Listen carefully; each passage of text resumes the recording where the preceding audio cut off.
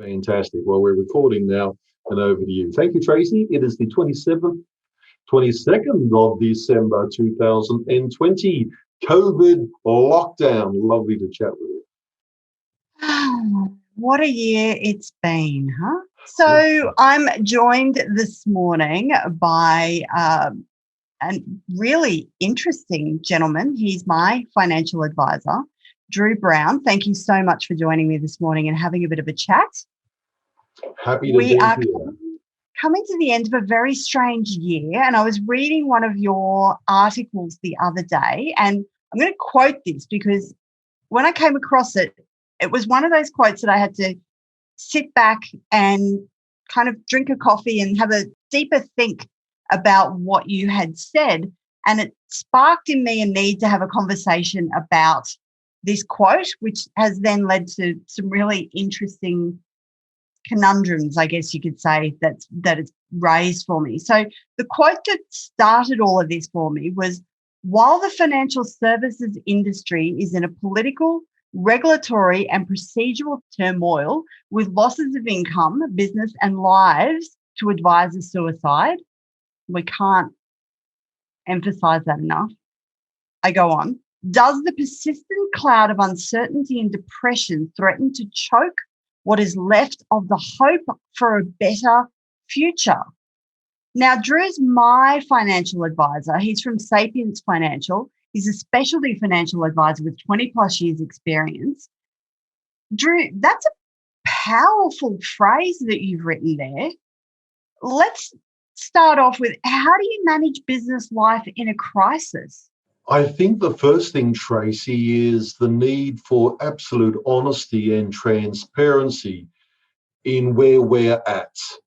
And especially now with COVID, people are actually spending the time and insisting on greater transparency to see what's really going on. And my thoughts have always been, if you can't call out the elephant in the room, the risk is you may not see it. So my attitude is, to your own self be true. So how did you identify the issues, and what indeed were the issues that you saw that you recognised that needed to be addressed? I think one of the things I've seen in my industry is that so many people get caught up into worthy arguments which are at the macro level and what their responses should be, and sometimes neglect to put that same amount of energy into the more micro issues which are in their business, in their clients' lives today. So a number of years ago, we decided that we had to be honest about our position. Our challenge was that we are ostensibly invisible to the market where we want to be. Number two, we found it to be very difficult to explain what we do. The curse of knowledge is such that you can make statements that are technically accurate, but no one understands what on earth you're saying. That has been made more difficult because of the highly regulated area in which we work. And I suppose the third issue was we were relying upon the marketing insights and material from product providers to be our own, because we didn't have the time to create our own. And in effect, we had made the excuse of, and here we go, we outsourced the education of our clients to someone else, when we really should have thought, how do we create that educational experience and journey for our people? So that's where we started, and we recognized we had to reinvent ourselves. Interesting. And the productizing a service, as you put it, it's a difficult one when you are, well, let's be frank, the biggest issue that it seems to me financial advisors are talking about is they like to put the word compliance at the center of everything and use that as the piñata to smash against. Surely there's additional frustrations that can't all come down to compliance. They're the rules of the game, right, that Sure. You are bound to play by. So what are the secondary frustrations? What's happening outside of that compliance that needs to be addressed? Look, in my world, it's very much about key relationships with the key people. And of course, the challenge is actually who are the key people? One of the frustrations, I suppose, the secondary frustration, you would say, we won't talk about the C word, the secondary frustration has been that product providers often like to showcase advisors, but their definition of what is an advisor or what they perceive an advisor should be is so expansive that they really only talk about a certain level of advisor who might do all types of investings, all types of risks, and all types of insurances, and it just goes on. And they never actually see me or my type of advisor, which is an advisor who has chosen to funnel down their expertise into a sharp specialty where I focus on risk and risk strategies. And so many product providers or people who speak with advisors make the mistake, I feel, of segmenting advisors by the amount of revenue they would bring their investment platform rather than an advisor's access into niche areas where product providers have no optics and no capacity to reach. That is the value that they miss. And the first product provider to recognize that would revolutionize what their options are. So that's an interesting point. Let's drill down on that for a moment, because you talked about segmentation there a moment ago, but you talked about segmentation around a dollar value. Yes. It seems to me what you've just described there is essentially a communications issue. It is. And one of the challenges that advisors have, which I've had to wrestle with, is what do you say when people say, so what do you do for a living? I work with small business owners and their families to help them protect themselves from each other. The challenge is, what do you do? And that's quite specialised, isn't it? So we're looping back to this thought of being a specialty financial advisor. You're talking to one group of people and immediately you're able to filter out, or your potential clients are able to filter in to say, that's me, I fit into this. Let's keep the word segment going. I filter into this segment. So now you're able to create content or create information that is based purely on that segment, and know that there are plenty of people out there who can pick up the additional pieces if needed that you can work with and develop a network of people that you can lean on. Is that your thinking around how this works? It is. And I think the idea of deep insights is not something that ostensibly comes to a corporate. Corporates ostensibly don't innovate, they acquire innovation over time. So a entrepreneurial advisor who owns their own business, who obsesses 24/7 about the problems of their clients, that is a world which is somewhat foreign to an employee mindset. So working just with small business owners and their families and helping them protect themselves from each other beggars the question, why would you need your family to be protected from your business? Now, if you're in small business, you know that. And if you don't, give me a call right now. It's really important. But it's that level of knowledge and insight that starts to become missed when our segments are too broad and sporadic. I think the challenge is that we forget that people today are opting out of mainline media. They opt out of the traditional ways that people would talk to them. And the insurance companies, the product providers at some point are struggling not only to be relevant, but also to speak into the many different lives and groups that are our communities within our community. And if you're looking at the top line advisor whose only claim to fame is sheer volume on revenue, perhaps your shooting star might go in a different direction. Interesting.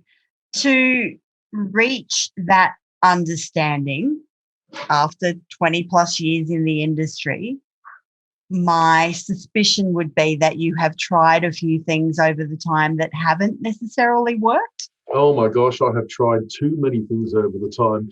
But the good thing is it does get pinned to the whiteboard on things not to do. I always say it's like jumping into a swimming pool at the shallow end and you bang your head on the bottom and you float to the top and daze and you think, I'm not going to do that again. Number one mistake for me was I segmented my potential clients purely by age. Ridiculous. Don't do that. And if you're still doing it, ridiculous. Second one was I had an interest in people being able to select a financial advisor by postcode. So if I was in their postcode, they could find me.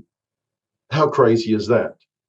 You don't select a brain surgeon by the postcode. You go after what you need. You go for the specialist who understands your particular issue. And if you're still doing that, it's crazy.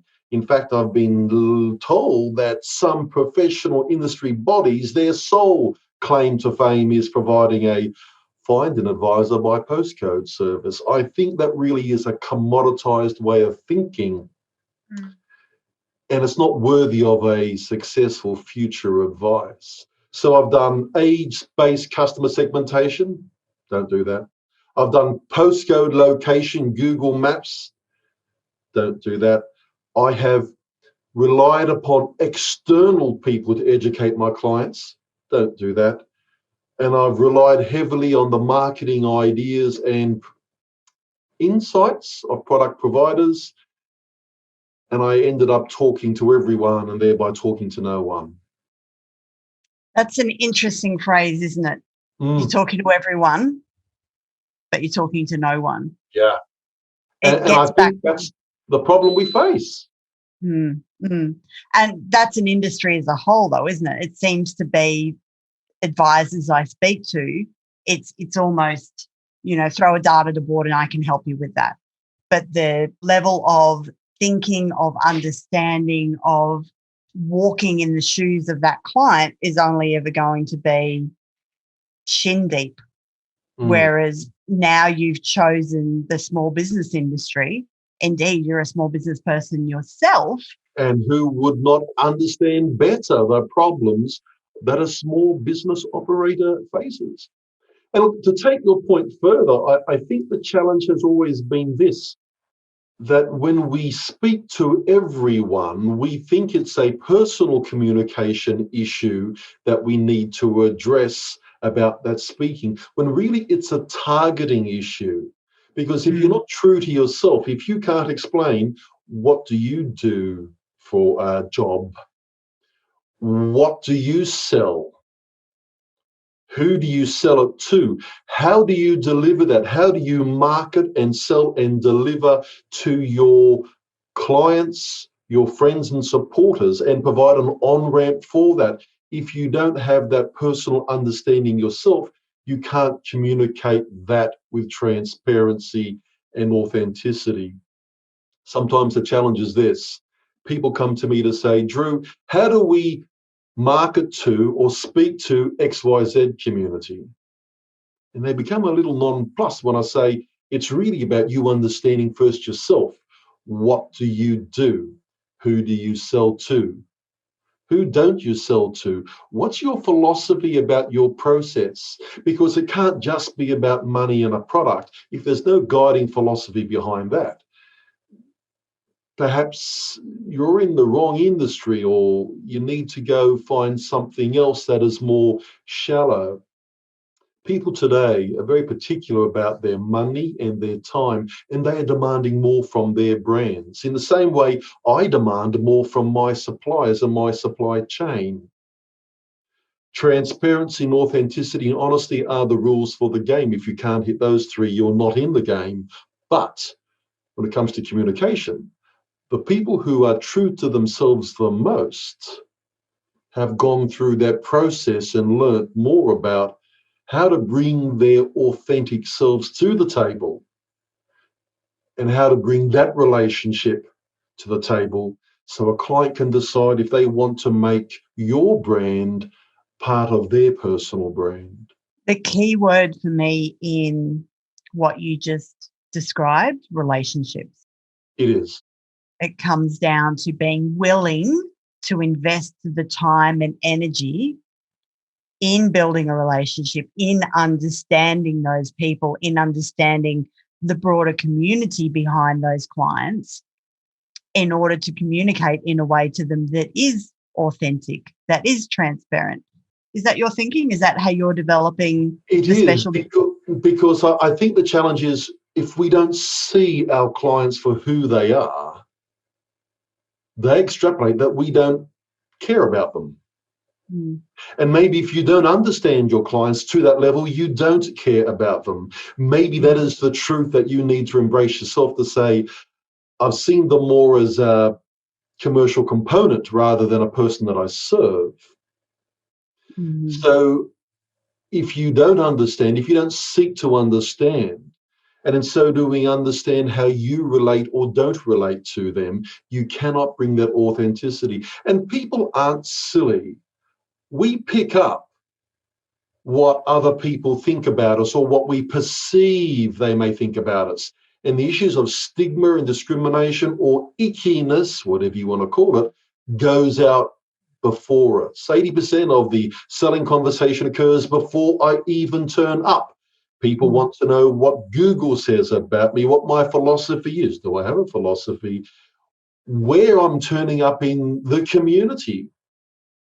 And if you can't attend to those first and be true to yourself, you won't have the strength to be transparent and authentic. And people will see that and take their money and time elsewhere. And it goes to your point earlier that in droves, buyers are moving away from traditional media channels. We're not seeing as much TV advertising, as much radio advertising. In fact, one of the car suppliers recently, I was reading, did a complete launch of a new product on the gaming channel, where people can tune in and watch people live stream playing video games. They did an entire launch of a product on there because that's where their people are now. That's where their people are spending time. They were authentic, they were transparent because they knew that's where their audience is. It's rethinking the entire industry and the entire way of developing communication. Is it not? It is. And I think your points are very accurate and summarize what we've been punching on for a while about, which is, where are your people today? And to answer that question, you have to know who you are, who you serve, what you do, and how you create relationship with your people. Otherwise, the people become the commodity. And at the point that we're all commoditized, it's death as we don't understand it to a brand. 2020 has been a tough year for everyone. We've talked a little about, with 20 plus years experience behind you, you've certainly tried a few things that were banging your head on the bottom of the swimming pool, as you so eloquently. I had a hairline when I started, and as you can tell, there's been a lot of work. Hey. So let's flip the narrative. Let's talk about what's actually been working for you in the moment. You've put a lot of work into 2020. What's working? What's working is that I read a book a month regardless. What's working is I'm learning to write and write better, to get my insights out into the market where my people are. What's working is that I'm trying to use business approaches and solutions to help strengthen community problems that we see around us. What's working is I'm realizing that my people exist within many facets, but they are drawn together because they all want to protect, provide, and be better people. I suppose they're all drawn together by this one phrase: secure people live bigger lives. What's working for us is that we're choosing to acknowledge we don't work with everyone. What's working for us is to acknowledge that there is the aftermath of the banking Royal Commission into misconduct in financial services and superannuation. We embrace the elephants that are in the room and we look to find a way through for our people. Because ultimately, at the end of the day, we're saying to the market, if you think we are the type of people you'd like to work with, get in touch and start a conversation. So what's your bigger goal? What's helping you pull through during 2020, during difficult times? It's not the first difficult time we've experienced in business in the last 20 years. So what's the bigger goal that helps you pull through during times like this? I think the bigger goal for me is the reality that I have another 20 years in this space, and I will have to reinvent myself at least 5 times in that period of time. What's working is that people are appreciating the return of expertise, the return of specialty, the return of niche, and people are appreciating that their advisor would also become their advocate and that their advisor has more going on in their life than just making money. We're often the ones who say life is about more than just money. It has to be. So what's working is this year we will write a book for our clients. We will produce video courses for our clients who are time poor. And we will create business frameworks for our small business owners so they can just embed this risk protection idea into their systems without them having to think too much about it and reinvent yet again another wheel. So big year for us because it's our people who matter and we have to keep them safe. Beautiful. So this one may be a little contentious. Ooh, contentious. Drama. I know. Let's go. The industry itself is going through upheaval. The dust is yet to settle. You know, as you said in that initial quote, it's not been a great time for advisors, let's be frank. Yes. So how do you see the future for successful advice moving forward? The idea of the dust is settling on the advice industry is very accurate because the concern is that if it's the dust of Pompeii, it spells the ruin of everything under the dust and the community that supports it. So with that in mind, we are focusing on what we can do. We're focusing on the micro issues and our people. And my thoughts for the industry going forward is, sadly, advice will become an expensive option purely because of the changes that the industry now faces and the additional regulations and costs that have been put on advisors. As the industry has lost a third of its people already on sheer supply and demand, now is the time to make sure you have a relationship with an advisor locked in, because getting one later on may be difficult.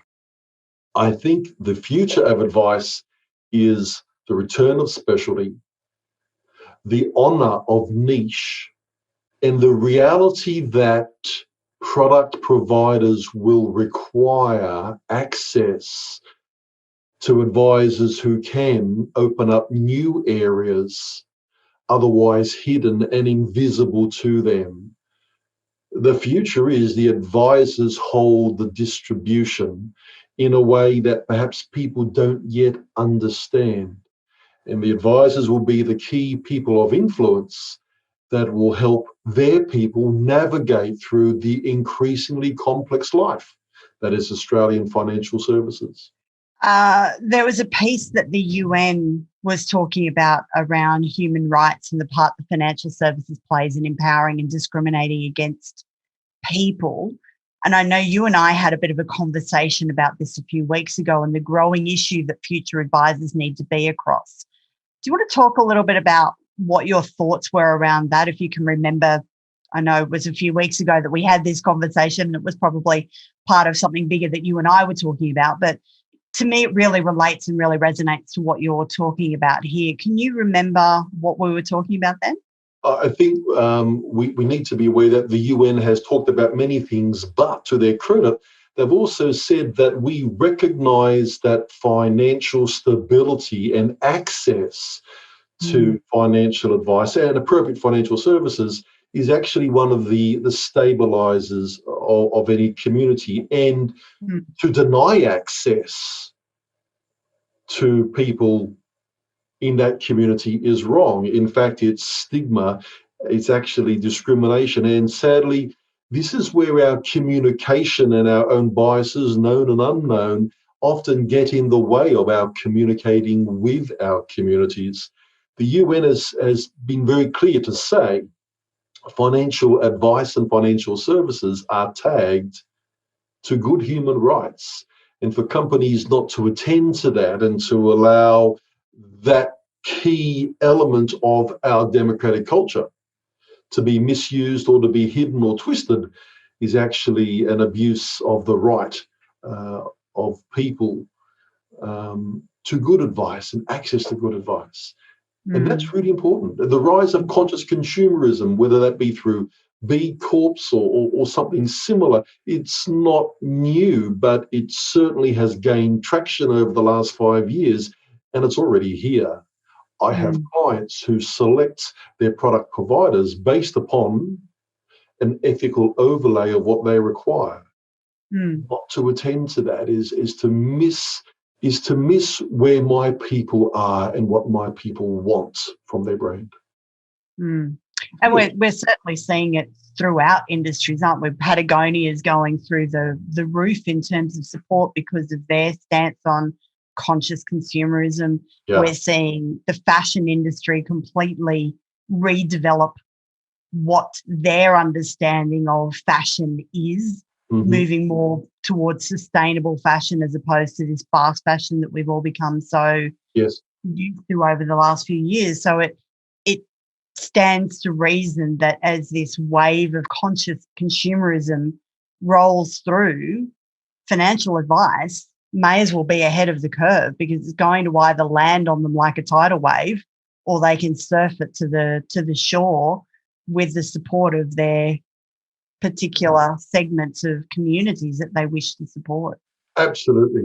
And I think the idea is that people are starved for relationship, and not just within the COVID world of lockdowns and other craziness that we all have to attend to. As people become truer to themselves and understand that the real connection is through people and knowing people who know people, rather than just the money or the display of obscene wealth. When people become true to themselves to say, I want better for my children, I want better for my children's friends, they start to pause and they start to become more selective of what they let into their world as we're all bunkered down. And as we choose, I will have some of that, I'll have some of this, I need to learn about that, but the rest I will scrape off. That is something that we need to look at, because as advisors, our job is to advise. My job is to look over the horizon to help people be prepared for things that can be devastating but don't have to be, should the numbers of life go their way. So I know we've had this conversation business owner to business owner when we've been talking about setting the year up and what that looks like. And one of the things that you talked through to me around my business was taking a structurally different approach to looking at the risks of business and things. So if I'm looking at your business and we're talking about the industry as a whole and how you sit within the industry and looking at your clients and your segments, what's the approach you're taking? That's a complex question with an initially simple answer, and it's this. We had to decide between two separate challenges. Did we simply want to work on becoming better at what we do, better on our emails, better on our understanding, and better is more incremental. In fact, there's a whole cult around benchmarking and the cult of best practice. So we had to look at if that was to be part of our business or if we wanted to be different. Better is incremental. Different is revolutionary. And we went for different. We are not trapped in the idea of just how to do better at. That's the ticket to the game. If you don't have that, you're not in the game. If your claim to fame is you give great customer service, you don't have a claim to anything. That's the ticket to the game. Different is revolutionary. And different looks strange because it's often not attached to what we understand. So we understand our people want relationship, but our question is, how do we show up in the world and market and sell and deliver within that context? Look, we can create a book, that's easy. We can create learning material, that's easy. We can create a video series, that's easy. But how do we develop a relationship that's different? That is hard. But we're choosing to be different. We don't want really to be known within the industry. We want to be known within the community that we serve. So we're taking the approach of it's different.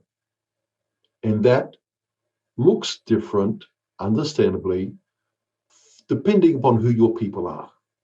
So let's extrapolate on that for a moment. Oh.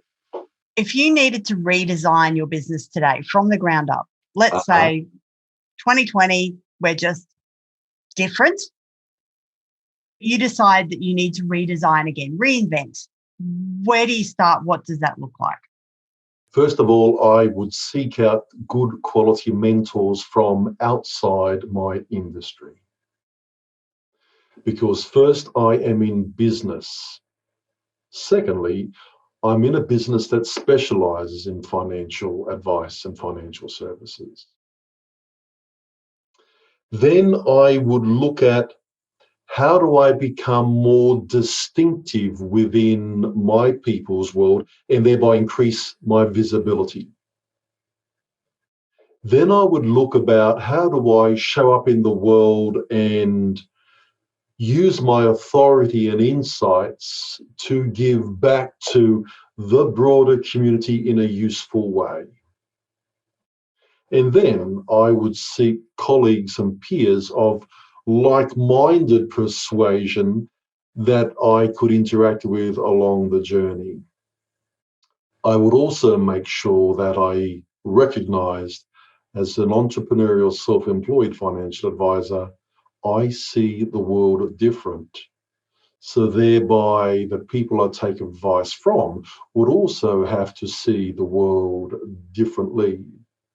And I would be cautious not to fall into lazy traps of tell me who I should be angry at, tell me what I should be doing. I'd be looking to my people to say, what do you need to make happen and how can I be part of that solution for you? I would do that much, much earlier than when I began on my journey.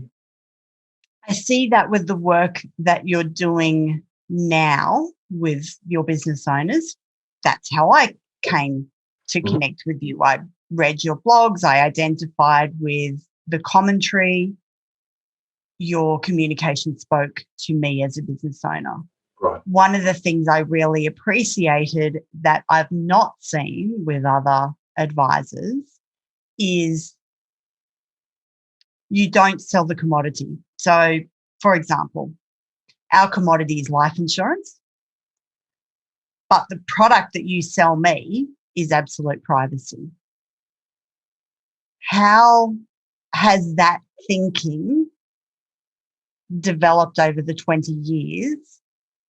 And how can you instill that from a corporate perspective down to an advisor? I think it's important to understand that we're all in the business of selling something, but we often don't know what we are selling. And the reason why we don't know is that we haven't been true to ourselves to think it through and do the deep work. 6 years ago, we decided that we would invest in a sub-specialty brand called Unusual Risks that was designed specifically for a special need in the market. And with that, we understood that we would have to change the way we turned up in that market, and we would have to hone our specialties in that market as well. So we've actually taken a approach of core and satellite, where our core business, Sapience Financial, provides the engine that does many, many things, but we also respect the need that sometimes there are satellites or business ventures that we have to invest in and work through to see if in fact that hits the target as well. And we've been very fortunate in that. I suppose you could say we've had a sandbox in which to practice our different approach, and we found that our learnings have been significant. But more than that, it's been so utterly meaningful. And it cycles back to the idea of what is the pulling power that keeps us going in this difficult time. It's that we understand that through communicating authentically and through transparency, that we can actually do so much more good. And we connect with clients who are fascinating people from the widest of interests, but they all revolve around the idea that secure people live bigger lives. So what we found is it's about, as we understand ourselves better and learn how to communicate ourselves better, we naturally start talking to our tribe and our tribes better, rather than speaking at everyone and thereby speaking with no one. It really comes down to knowing how to answer that question. What do you do for a living? And it starts from there. And in that, seeding the thought that not once have I ever felt as though I were dollars on a page to you. Mm. It's a connection on a bigger purpose, which has led to me then going and expanding to my network. You have no idea who I'm connected to. Absolutely. Yeah. I may be worth $5 a year to you, but I could bring you someone who potentially, is that revenue that every other advisor, if I dare throw every other advisor into the pot for a moment, but the industry as a whole has been known to chase dollars. Yes. So you have no idea who I'm connected to, but connecting with me on that bigger ideal through communication, through relationship, through authenticity, through transparency, it all keeps coming back to communication, doesn't it? It does. Knowing how to talk to somebody then develops what the industry's been looking for all along, which is the dollars. And it's the connecting and the communicating. Absolutely, they are two sides of the one coin. And I think if we take the idea that as an advisor, my job is to serve my tribe, not extract something from them or be a predatory big business chasing them for something. Because we forget that with our clients are incredibly smart and aware and switched on. My clients especially, they regularly make me feel a little bit underdone because they have great skills, but people with great skills also understand when it's appropriate to bring in a specialty something or other into their life rather than having to reinvent the wheel and do everything else. And I think the idea that you've said, which is communicating and connecting, that's becoming fused into the one thing where now it's very much about using tech to help you achieve that. And in a big way, the tech you use or misuse, the tech that you refuse to use or refuse to know about says something about you. It communicates how you turn up in the market. It communicates whether you are someone that has to be educated as an advisor or are you across something. There are some health conditions which are quite complicated. And a person with those health conditions doesn't want to find an advisor who has to be educated about those things. Whether it be the health condition or whether it also be about honesty or decency or acceptance. No one wants to go to an advisor's office or an advisor's Zoom screen not knowing what to expect when they turn up. I live in the western suburbs of Sydney, where in the recent marriage equality postal survey from the government, 60 to 70% of the community where I live said no to marriage equality. Now, regardless of what your thoughts are about that, the reality is your tribe wants to know what your thoughts are about that, because who wants to turn up on a Zoom meeting with their partners to suddenly find out that the advisor they're speaking with is a good old-fashioned homophobe? It doesn't work. Regardless of what your thoughts are about that, it is about who are you as a person? Do you want to serve the community? And how do you put yourself into the community and let yourself be professionally known so people can decide, is your brand the type of brand I want to put on my personal brand? And it's only through connecting and communicating do you accelerate the process. A lot of what I do is about accelerating the process, where people say, I've read that, I know that, I hear that, I see that, that works for me. Equally, it's, I've seen that, I read that, I don't like that, he's not for me. Well, let's not waste time doing business together, doesn't it? if we shouldn't do business together. Mm-hmm. But if I'm your type of person, I have the ability to be really helpful. Mm. And if you're my kind of person, you'll probably be really interesting. And that's the type of person I want to go serve in 2021 and beyond, because that's the big pulling power. It's not whatever is the next political mess that falls down the tube onto my desk. It's my people need me to sort this. And in doing that, you've completely removed the old punch-on discussion around compliance, or any of those other, what appears to be at first glance, major frustrations. They're completely off the table. You have no one else to blame. There's nothing else to defer to. It's up to you now. One of the things, as you were talking there, reminded me of an article that you wrote back in, I don't know, 2017, 2018, something like that, around embracing your inner commodity. And you made the comment that made me giggle about commoditisation is like death, but not as you understand it. It's everything you've talked about there is just that. It's moving away from the commoditisation.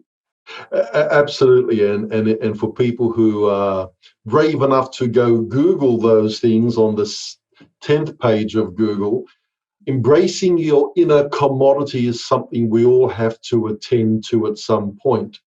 But if you're reinventing yourself 5 times in the next 20 years, it's not so much of an issue, but it does set you up with deeper insights, a lot more strength and resilience, and really a great desire to find out, how can I communicate and continue to connect with my people? Financial advice, ultimately, like most things, will be commoditized, but the quality of that will be very much different to the relationship with a financial advisor who becomes your advocate and your guide and your secret to getting ahead and navigating quicker through the process that is Australian financial services. Commoditisation, coming to a brand near you.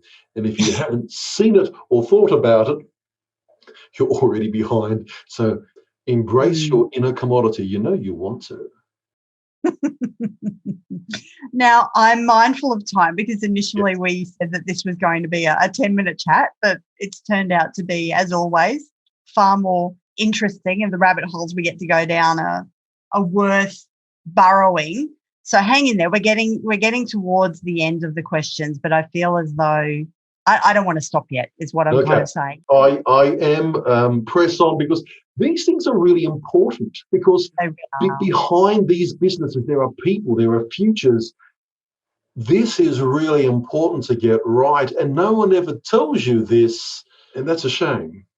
Well, and it's the ripple effect to communities, isn't it? There are It is. people behind it with businesses, with everything that then ripple onto, well, how does that impact the community if that business doesn't survive, if that business doesn't survive? So Yeah.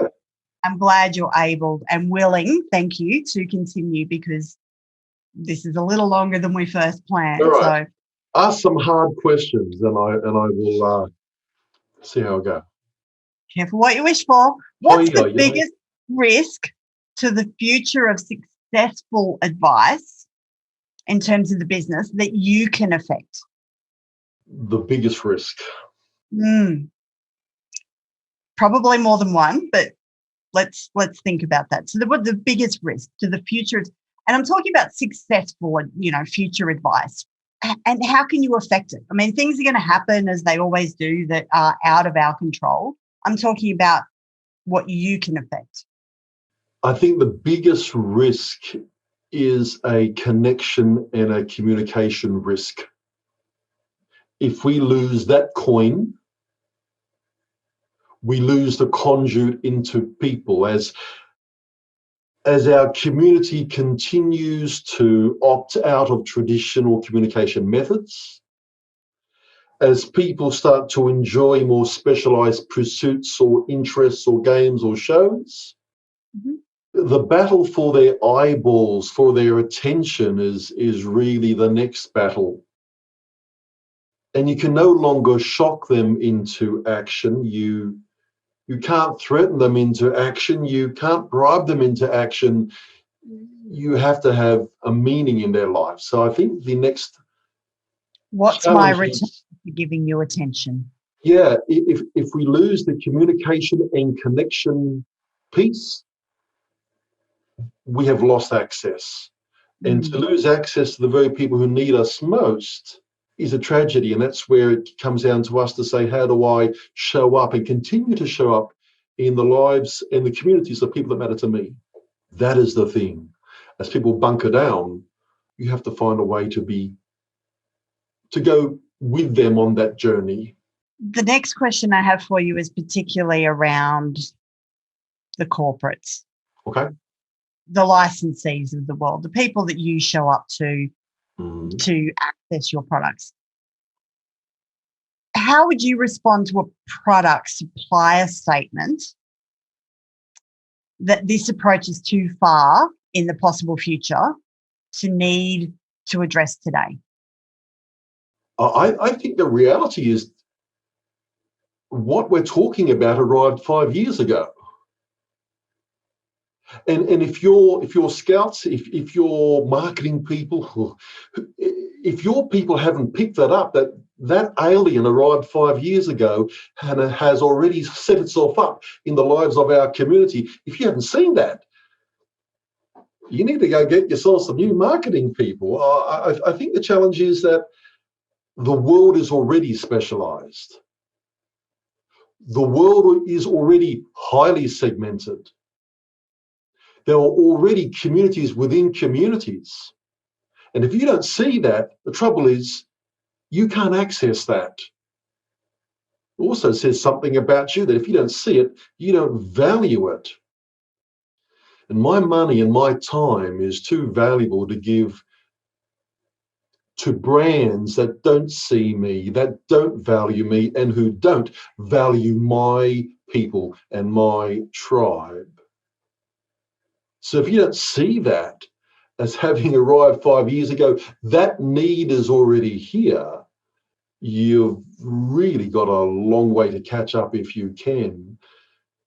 Corporates need to understand how to measure the advisor not by volume revenue, but by accessibility ability.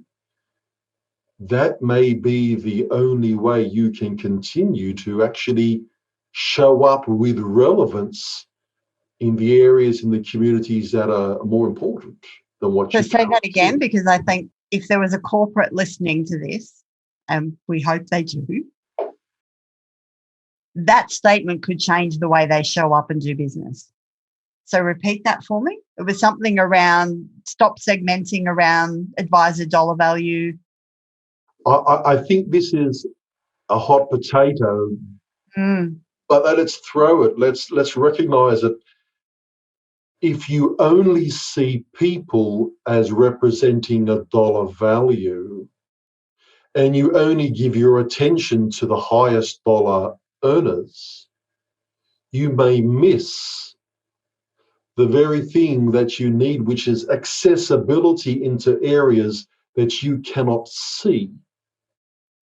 So in a strange way, as we've discussed earlier on in our chat today, that I don't see my client through a dollar value matrix, then why would I tolerate a corporation or a product supplier seeing me through a dollar matrix? It's the same issue, that once you put them together, you realize you can't split that. The access to our communities will only be through an advisor to make that possible. If you don't see that, you don't see those communities, but hopefully someone watching will, and that's who will get the time and the money of that entire community, I would suggest. Our time is drawing to a close. I am very mindful that we have run over. I have one final question for you. Okay, Tracy. And I'm looking for specific advice now. Okay. Where if we're talking to other advisors that are watching this that may not yet have identified themselves as a specialty advisor, may not yet identified a community, a segment that they connect with. So for the advisors out there who want to work on what they can affect in 2021, 2020 is done. We're looking forward now. I'm looking for things that I can affect in my business. Give me a checklist. What can I work on? What are some things that I need to be focused on to make 2021 the year where I go from better to different? Okay. I would say there are 4 core elements that you must be across, and there's probably, let's say, equally 4 supportive elements. So I think the first number 1 is you need to get your pitching architecture right so you can answer the question, what do you do for a living? That is a separate issue to work on. Number 2 would be, who is my client? Who is my tribe, my people? Or who do I want to be my tribe or my people? Because that could be quite different. Absolutely. Right? You might be working with people who are not the people that you want to service moving forward. And you probably aren't. And you can't reach that second question until you first are honest about yourself as to what do you do? Because if you're selling one particular area, but that's not your people, you're not your tribe, there is a tearing in your congruence, and people realize there's something about that, I'm not sure what it is, ick. Let's get clear, like that pitching architecture that you talk about, that's a whole other, go and read some books about that, because that's a whole other rabbit hole. Sure is. But what do you do? That is not, I provide financial advice. No. So if we look back again when I said to you, so Drew, what do you do to remind people when they're working on the what do I do question? How do you answer that? I think the first thing is to be aware of the curse of knowledge, which means whatever you think you do, you probably don't. And if you really do, no one understands what the heck it is. It really comes down to saying or acknowledging, I suppose, the precision of who you work with and who you want to work with, which is, I work in the financial services space and work with small business owners and their families to help them achieve something. So there is a breaking down of what you do and the reason why you do it. And the who you like to work with. And who you like to work with. Otherwise, it's the blanket approach. Who cares? Again, I'm coming out with a machine gun and I'm just going to spray everybody with financial advice. And I'm going to hope that I hit someone at some point. And then I complain when there's a body count and no one likes me or understands with me. And the problem is this is quite a self-reinforcing cloud that descends over you, thinking, it's all too hard, it's all too hard. My compliance officer will have kittens if I don't say this.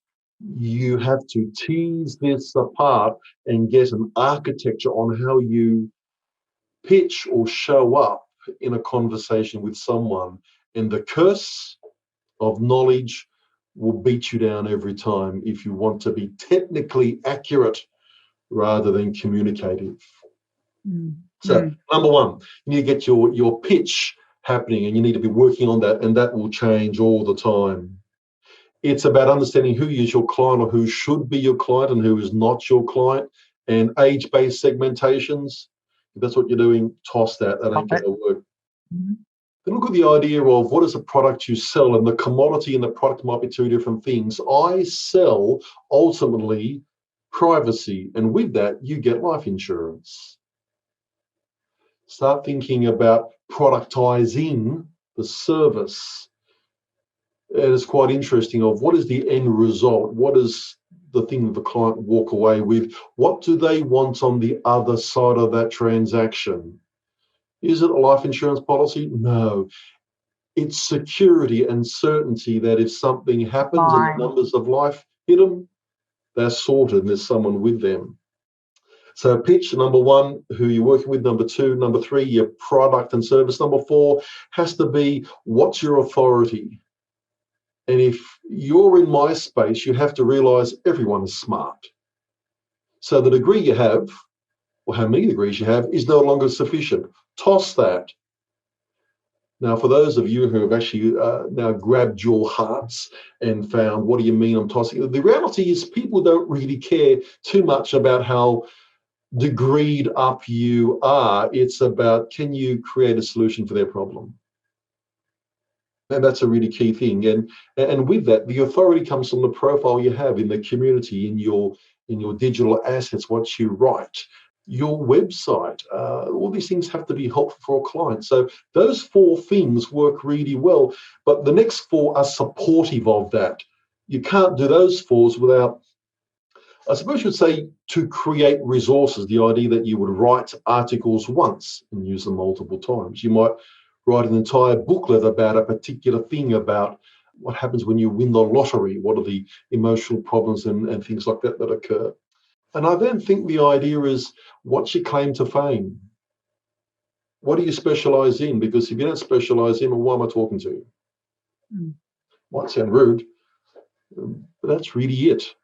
Why would I talk to you if you just do everything? And I suppose that goes into the idea of the cult of better or different.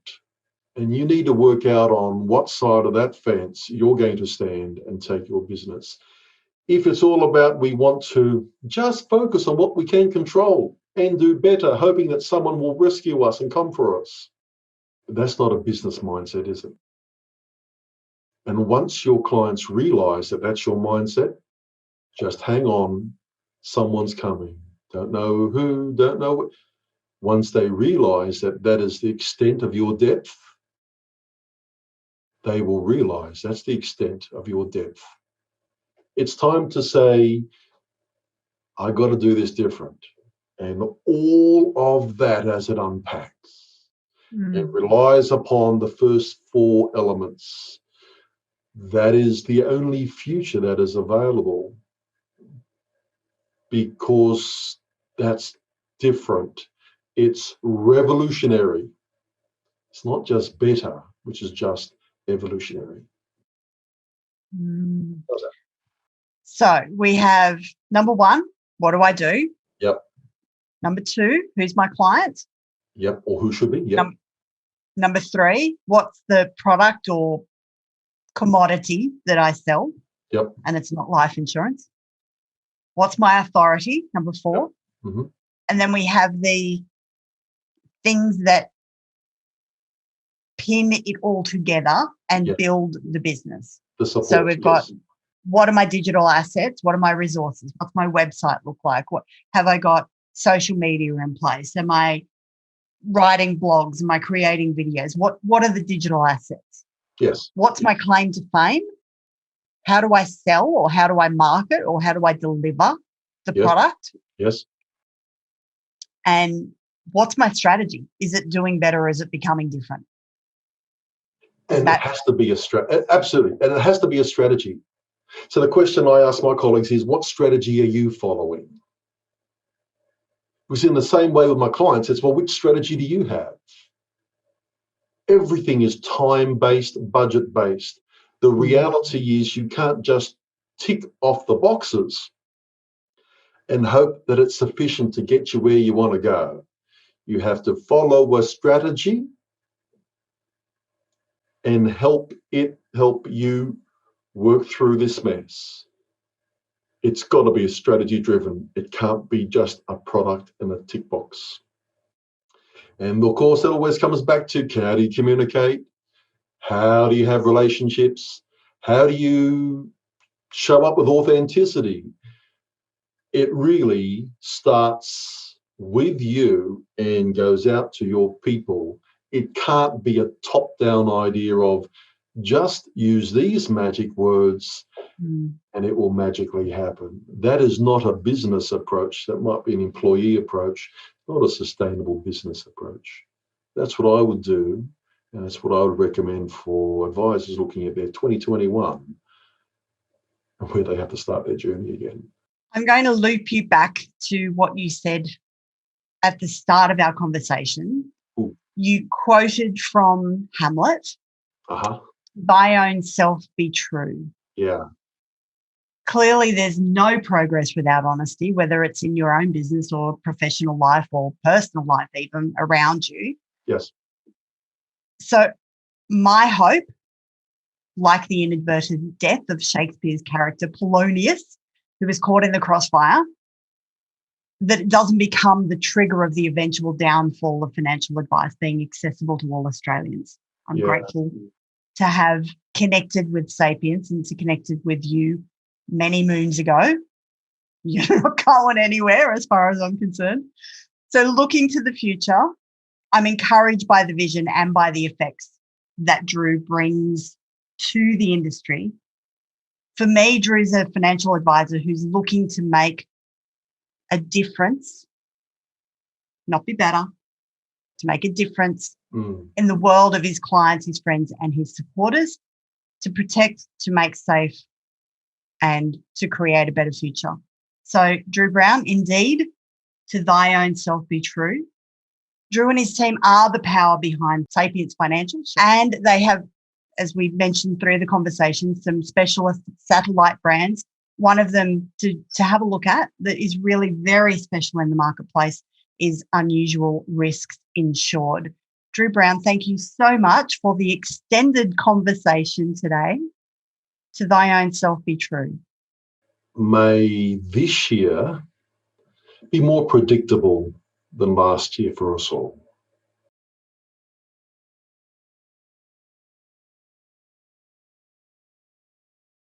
Take care. Thank you so much. No worries. Thanks, Tracy.